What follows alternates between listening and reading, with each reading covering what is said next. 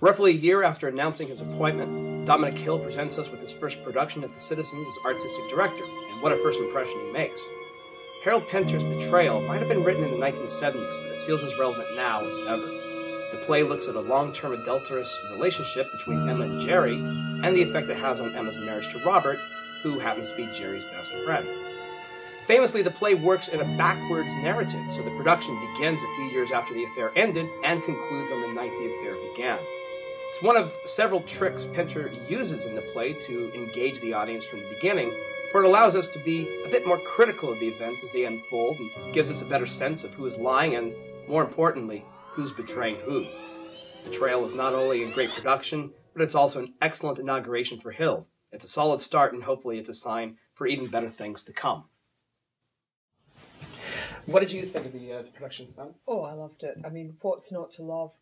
Such strong, such individual performances, such a clever set. The set used this very clever device, I thought, of being quite open and having a big revolving central area around which was dotted some, I thought, very enviable mid-century furniture. And there was also a moving screen bisecting it even.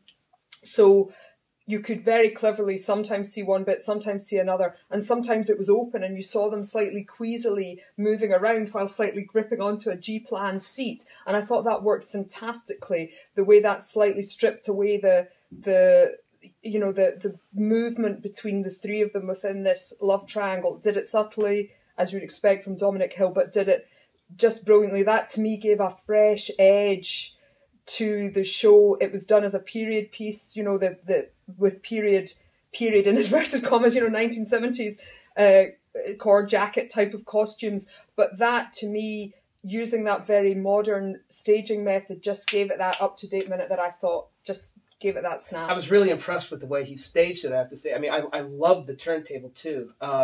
Past productions of Betrayal I've seen, it seemed very, almost staccato, if you will. Right. We're in this period, and then blackout, and then we're in this period. And I love the use of the turntable, where it was literally like we were watching time fade and pass. And what I really loved was the moments between the scenes where an actor would be on stage, and just the way Hill would stage the way they stood, the look on their face, you knew everything.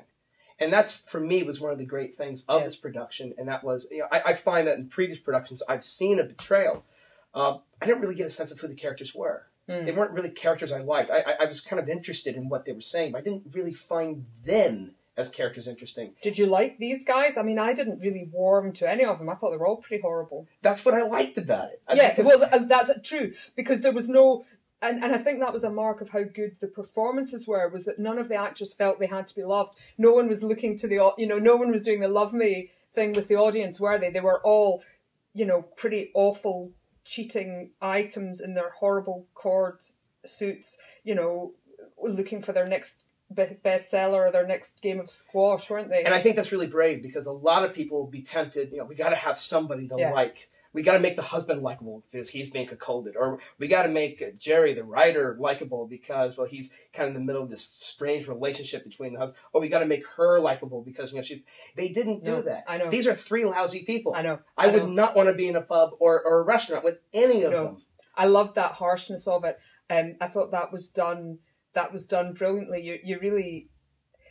You were engaged with them without liking them, and that's very unusual, I think, in any kind of, you know, artistic experience, isn't it? You didn't feel particularly any empathy with any of them. The phrase "hell mend you" was, you know, it's bubbling under the surface. But again, I got to give kudos to all three of them, because, you know, they played unlikable people, but I wanted to watch them some more. Yeah, absolutely. It was a short running time, I think 75 minutes, and I would have been happy with it being a little longer. That's how interested I was in these people. And it's not often you come out of the theatre saying, I wish that had been longer, is it? And I think we'll end on that point right there, because definitely 2 recommendations for that.